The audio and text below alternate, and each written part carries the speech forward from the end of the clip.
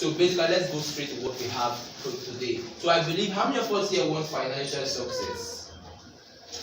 So we want in a greater dimension. Some of you, if you are a millionaire, you want to be a multi-millionaire. A multi-millionaire want to be a billionaire. You are not a millionaire until you want to be a millionaire, you want to be successful. So let's go to what we have for today. Now, there are two kinds of people in the world today. Two kinds of people. How many people do we have in the world? Two. Now, the first kind of people we have in the world are the poor and middle class. Poor and middle class. And the second kind of people we have in the world are the rich. Now, this consists of 95% of the world population, and this consists of 5% of the world population. 95%, 5%. But as the years goes by, as time goes by, there was a shrinking of this. Currently, there's no what we call, there's no middle class again. So what we refer to, you're either a poor person or you're a rich person in the world system today. That is how the world is. The world system is going to shrink the middle class out of scene within the past 10 years, so within the past decade. So currently, this makes the number of poor people we have in the world as of today is 97% of the world population, and the rich people are 3%. So 97% of the world population work for 3% of the world population. Do you get me on that? Yes. Now, but if I have to ask you,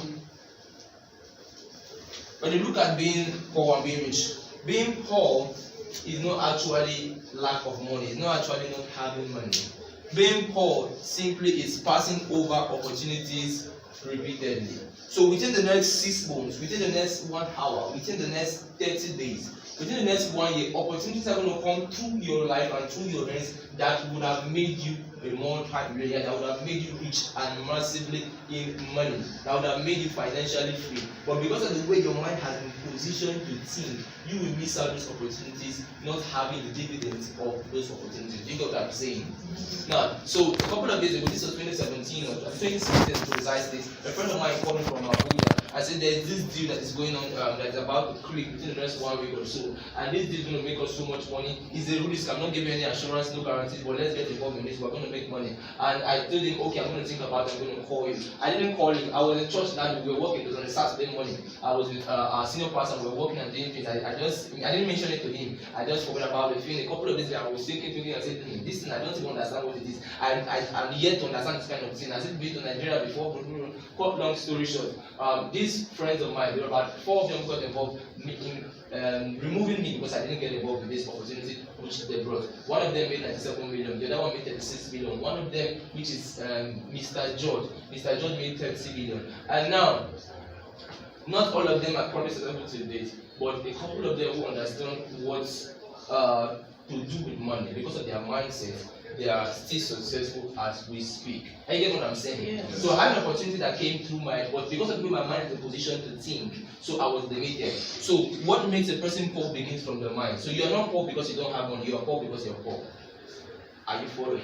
Yes. Now, so when you look at this set of people, if I'm to ask you, just like the other last week, I asked the process, what makes the rich riches? You will tell me the rich invest their own businesses and also invest in businesses. Am I right? The same thing, and the poor does not do that. But I'm going to tell the difference between the poor person and the rich person, and how you can move from being this set to into this place. So let's go straight. So what does the rich have? And what does the poor have? Now, if you look at, let's go here. The poor have jobs. The poor, they have jobs. They have jobs. They're either working for somebody or they are working for themselves. So this includes those who are employees or self-employed. So you get, let's say you get involved in school, you become a doctor, you become a lawyer. Now, you are a self-employed, am I right? Now, if someone who is a barber here is a self-employed, do you have anybody who is self-employed here? Can I see your hand on please? If you're self-employed, the barber is self-employed. Hello? No self-employed person here? So, self-employed people have those who've been able to attend this event today as a barber. Will there be anybody barbering in my shop? So there's nobody barbing my shop. That means I'm not making money, right? So I'm a prisoner of the process, right? So if I'm a musician and I'm supposed to be in the studio, if I'm not in the studio with anybody, I'm not making money, right? So I'm a prisoner of the process, right? So but if I'm employed, I'm working for somebody. If I'm not there today without giving my boss any notification, he's going to sack me, right? So I'm as an employed person, I'm a prisoner of the process, right? So this is the category. But these people, they have one thing in common. What is the thing they have in common? Jobs. Say jobs. Now, this job, their life is categorized around this job. Their life revolves around this job. Why do I say that? When you have a job, it dictates everything you do. It dictates the life you live. It dictates where you go. It dictates how you move. So let's say you want to go out to go and flex or enjoy yourself. Your job dictates the kind of place you go. You cannot just wake up and say, okay, you want to go out. Instead of going, you cannot just wake up and say you want to go to the Meridian or you want to go to Presidential Hotel. You say you want to go to Happy Bites or you want to go to Pepperoni or you want to go to Genesis because that's what your job can afford. Am I right? So let's say you want to take your children to school. You will not want to send your children to a school of 2 million or 5 million because your job can't afford that. So basically, those of us who are working in jobs, let's say we are working like a manager in this place, I believe our job requires us to think, right? Is there any job that doesn't require a person to think? So eventually, if you're spending 8 hours of your day in the job, in the working place, you're actually thinking of the job 8 hours of the day.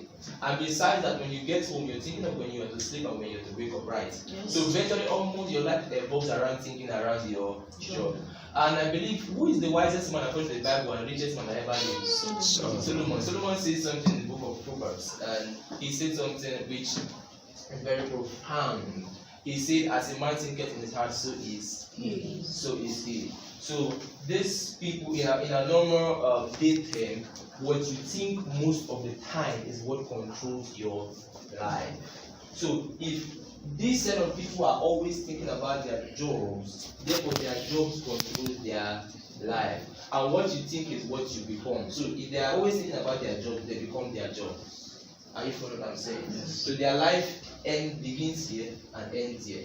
So until they get an increase in salary to be promoted, then they are promoted in life and they are happy and they go and do Thanksgiving or give testimony in church.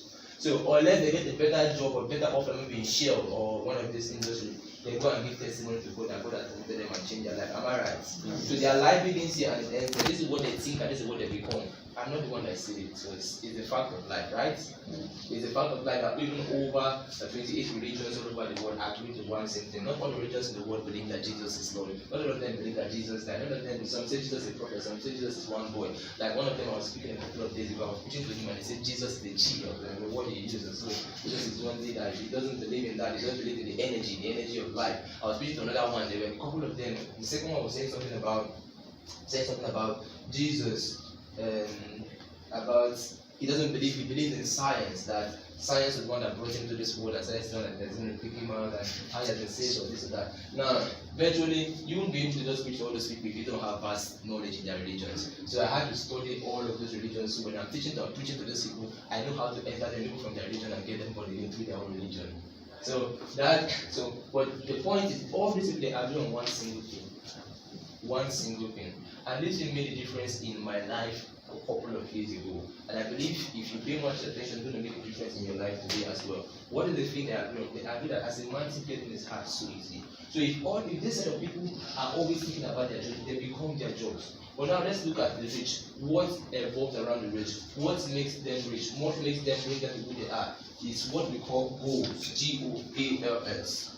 Goals. So the rich set goals for themselves, and because they set goals for themselves, they are always thinking about the goals. So you cannot just say you become a multi-millionaire today without setting a goal for yourself. It is not by chance. Life is not by chance. Life is intentional.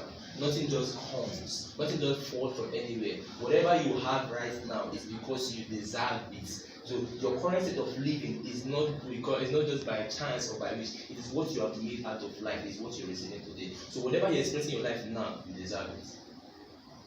Hello? Now, goals. So they think about their goals. They set goals. And the more they think about their goals, everything they are doing, they set to their goals. And the kind of life they are living, they take their goals. The places they go to, they take their goals. Whom they communicate with, they take their goals. Everything, these goals control their life. So as they are always thinking about their goals, they become what? Their goals. So when I started having such goals in my life, one of the first things that changed was my friends, those that relate with. I no longer had friends in my age grade with me. I know them. A few of them who have been able to grow mentally, I still relate with them. But many of them, I do not relate with them. I do not spend time to start gisting about a girl. I do not spend time to start gisting about news. I do not spend time to, because I believe that my mindset, my life evolves around my mindset, it evolves around my mentality. Remember, as a man thinking in his heart. Now, your mentality involves three things. Mentality. The word mentality involves three things, and I hope we are seeing the board, right? Now, the first thing is here, the me. It involves you. So your mentality is me, you. Then the second thing is men. It involves your environment, those around you, those who lead you, who you relate with, those who speak to you, those who listen. To come to an event like this is an environment. You're receiving information to help you.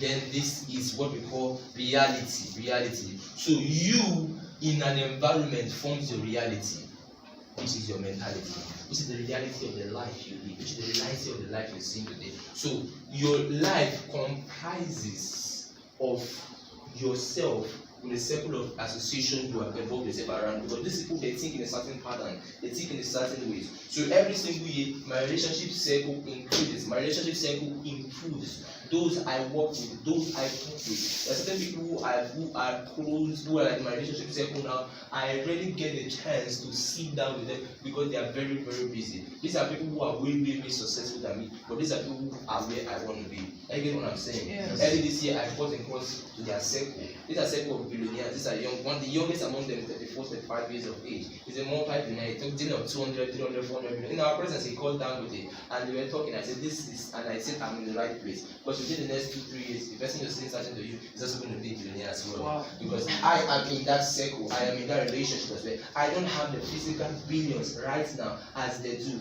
but my goal is driving me to their circle. My goal is making me think the way I think. My goal is making me study the books I read, the time I spend. My goal, so I eventually become my goal. When I was in SS2, I wrote down a goal of $100,000. $100,000 was 36 million naira. Am I right? Mm-hmm. So I got so I had a friend then, and one of them was very close to me. She was my sitting in Sharon. Sharon would be laughing. This boy with big talk and big goals. Funny enough, it was a brown diary. I wrote it down as a goal. I wrote down ways I'm going to make this money. Even when I don't do SS3, I rephrased the goal. I was still believing it. I was still writing. I finished from school. I didn't make $100,000. The first year I didn't make $100,000. The second year I was in school, I didn't make out of school. I didn't make $100,000. In fact, the second year I was out of school was even very worse. That was when I had to go and be looking for coconuts to break in certain bush or forest or so, and I went to steal coconut for one man's house. He carried cutlass to chase the of yeah, so now, but over time, as I started growing, a vision on a book. Note, you are not actually writing a book, you're writing it. How do I mean? The paper we use, the book paper we use is taken from the tree, and the tree is taken from the earth, and the earth is a custodian, is a record keeper that even occultic people use. So when you are writing on the book, you're not just writing on the book, you're writing on the tree, and the dance. That's why most time when you write down a goal on a book, even if you've forgotten about it, sorry that certain things will happen in your life. Second person will just put in that will push you, and it does happen. I usually remember that you wrote down something like that. So it's the law and force beyond the natural. Because if when we talk about success, success has two sides to it. It has the spiritual side and it has the physical side. Now, in the spiritual side, we have the super, in the physical side, we have the natural. In the spiritual side, we have the emotions, we have love, we have gratitude. Like the 15 things I said, we have the mindset, we have what I'm teaching you right now. The physical side has to do with how to do, what you need to do, the system. We're going to show you the system right away, and the system we're going to get to the physical side. But if this side is not taken care of, the spiritual side involves of 91 to 99%, and this physical side is 1 to 10%. So even if you do not take care of this, and coincidentally maybe your father handed you over to a business that made you rich, believe me, within the next 10 years you become broke. You will go down to zero because this side is not taken care of. So there are people who have been able to take care of this high. You don't even have to be a business to take care of this side. Funny enough. Hello. Hope I'm getting value. Now, looking at the goal. So they think about it. So I wrote that as a goal. But this was between 2017, middle of 2017, 2018, and early this year. When I checked, late last year, so December last year, it was within 2 years, right? 2017, I checked the gross amount of money, which is my own personal funds that has gone through both my accounts and that of my Bitcoin wallet is over this amount of money. That's my own personal funds. When I check it through calculation and accounting on a daily basis, the goals determine what you do when you want to achieve. When you want to be a multi-millionaire, you want to be very great. If I ask, well, I don't want to ask, but if I ask most of you, how many of you on a daily basis know how much you spend and how much enters your hand? Besides your account, you have an accounting record of what comes into your account and what you spend. It's one of the things that these rich people do that we do not do. You should know, the simplest thing you should know if you want to get started is having a financial statement. Because when you don't have it, you'll be thinking you are not having money. The money is passing to your hand on a daily basis. Within the past 10 years of your life, the poorest person here has had 1 million naira pass to the person's hand. If you calculate 1,000 naira on a daily basis, 500 naira on a daily basis, even if it's 10 naira you're saving, you would have gone a long way by now. I guess what I'm saying. Yeah. Because when you save it in the storage, if you get to a time that opportunity meets up that amount of money, and when the opportunity comes, you throw in that amount of money, you will be in one kind of year. But when this opportunity comes, you have not saved any money, there's no money in your storage, you'll not be looking for money that time to go and invest. Hello. So these are the goals. The goals drive them. So what drives this rich people is not actually just money. What drives them is beyond money. It's what money comes, what money gives them. So research shows that 67% of wealthy people in the world today, 67% of wealthy people in the world, it's not the cars, it's not the houses, it's not the money they are actually after, but it's the freedom of not being able to worry about money again in their life.